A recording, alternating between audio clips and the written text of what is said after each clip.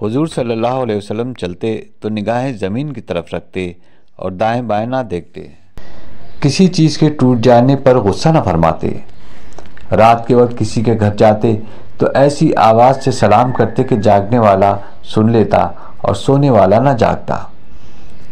اگر ناراضگی کا اظہار فرماتے تو چہرہ مبارک دوسری طرف پھیر لیتے۔ خاص مہمانوں کی مہمان نوازی بنفس نفیس کرتے۔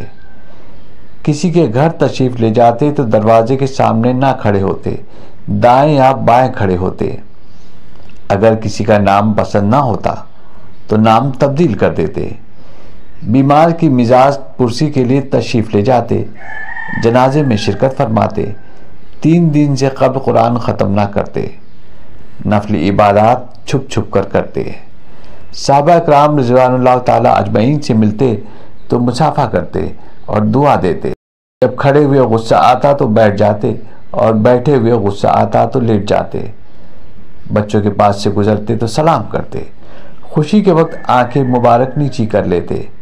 3 چیزوں سے دوسرے آدمیوں کو بھی بچا رکھتے۔ کسی کی مذمت نہ فرماتے، کسی کو آر نہ دلاتے، کسی کا عیب تلاش نہ کرتے۔ ازواج مطہرات کے پاس ہوتے تو بہت نرمی اور خاطرداری فرماتے اور ہنستے بولتے۔ گھر کے کاموں میں خود کو مصروف رکھتے، جیسے گھر کی صفائی، مویشیوں کو چارہ دینا، بکری کا دودھ دونا، خادم کے ساتھ کام کرنا، بازار سے سودا لانا، اپنا جوتا خود ہی سی لینا اور پیوند لگانا وغیرہ۔ شروع شب میں سوتے اور نصف شب کے شروع میں جاگ جاتے۔ مسواک کرتے اور وضو فرماتے۔ اکثر اوقات میں عبادات ہی کرتے رہتے تھے۔ آرام فرماتے تو دائنا ہاتھ اور اپنے رخسار کے نیچے رکھتے۔ آرام فرماتے تو دائنا ہاتھ داہنے رخسار کے نیچے رکھتے۔ سوتے وقت کوئی نہ کوئی سورت ضرور پڑھتے۔ کبھی چت لیٹتے اور پاؤں پر پاؤں رکھ کر آرام فرماتے۔